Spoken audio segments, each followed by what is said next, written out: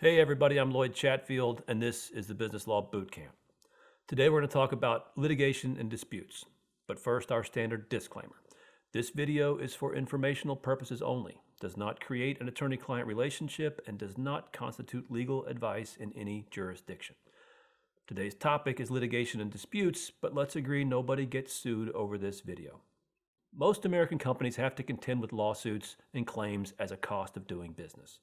Knowing what you're up against is critical to ensure you can manage your way through litigation. Litigation can take a lot of forms. Maybe somebody was injured by your product or fell down at one of your locations.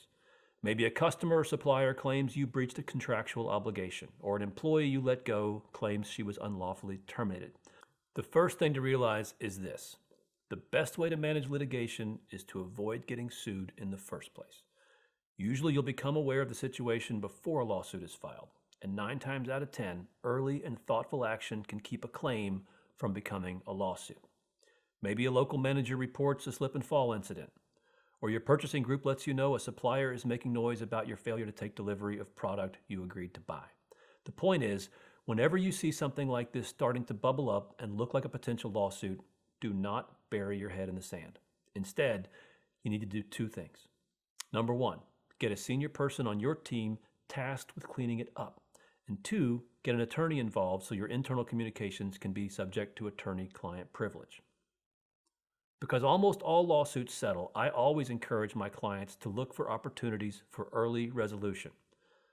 My law firm buddies won't like this, but to me there's nothing worse than litigating a case for 2 or 3 years, spending tens or hundreds of thousands of dollars only to settle on the courthouse steps on terms you could have negotiated at the very beginning of the case. Unfortunately, sometimes you're not able to divert a claim and a lawsuit lands on your desk. That triggers a series of things that all have to happen very quickly. Number 1, retain great trial counsel in whatever jurisdiction you've been sued in, and make sure your litigation counsel is reporting to someone on your team who understands litigation. If you have an in-house counsel, he or she is obviously the best person to manage outside counsel. If you don't have an in-house counsel, consider an outside general counsel who can ensure that your litigation is managed effectively and with an eye toward cost-benefit analysis. Do not let your trial counsel run on autopilot because they have every vested interest in overkilling everything. Number 2, alert your team, meaning the people involved in the claim or who have information relevant to it, and advise them to preserve their files and refrain from any communications about the matter other than through your counsel. Number 3, if you haven't already, notify your insurance carrier. Number 4, with your counsel, collect all the relevant information and start planning your defense. Number 5, determine if there are any third parties who need to be involved. Maybe your product failed because a component you bought from someone else failed. Let that company know that you consider this their problem and your attorney may decide to bring them into the lawsuit. Number 6, figure out if the case can be resolved short of litigation. You're unlikely to ever get your attorney's fees back, so it's helpful to get an estimate of the legal cost to litigate the case. That is often the single biggest factor in determining what a favorable settlement looks like. Number 7, work with your accounting function to establish a reserve or accrual to capture the potential financial risk on your books.